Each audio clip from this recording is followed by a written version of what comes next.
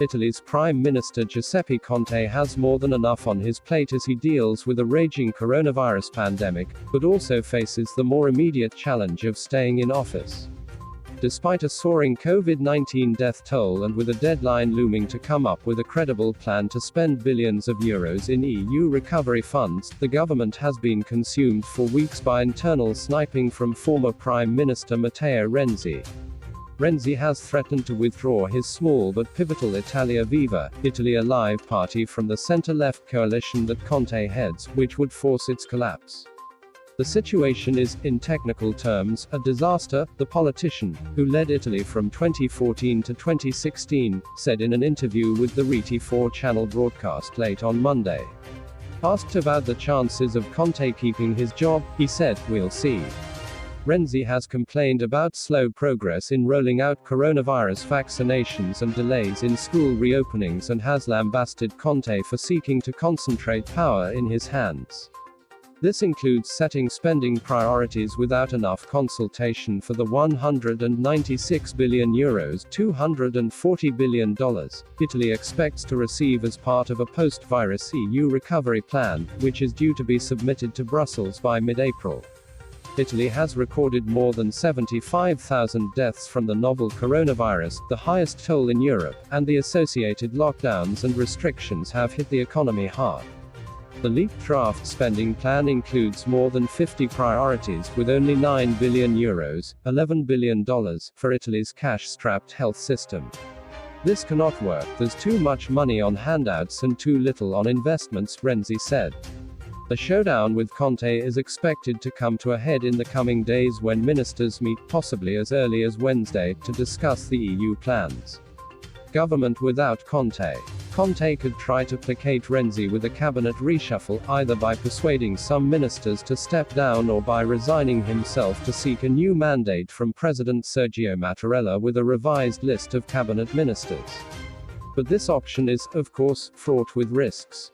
Once Conte resigns, Renzi could insist that the governing coalition, which includes the populist Five Star Movement (M5S), the center-left Democratic Party (PD), and the leftist Free and Equals (LEU), can survive only under a new prime minister. However, there are no obvious alternative candidates. Former European Central Bank President Mario Draghi is often mentioned as a possible savior for the country, but he has shown no appetite for a political career, at least in public. Personally, I think that a government without Prime Minister Giuseppe Conte would be folly, tweeted Federico Dinca, a minister and member of M5S, the biggest party in parliament. Conte, a once obscure law professor who has never himself been elected, has so far proved surprisingly adroit at navigating the choppy waters of Italian politics.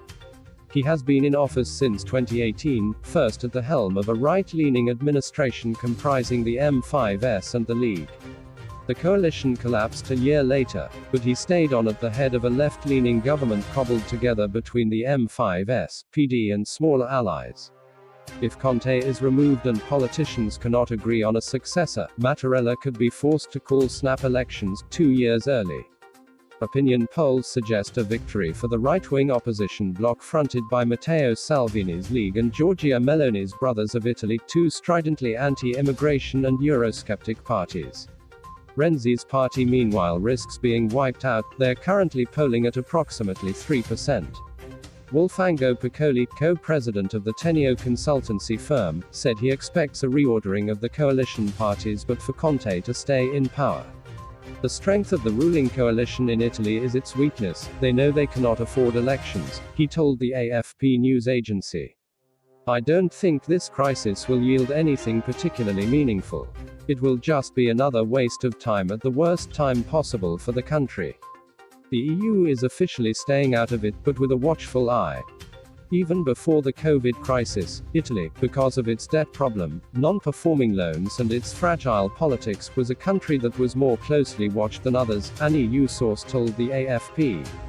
As a government drawing up a plan, it makes things very difficult if you risk a coalition collapse at every second.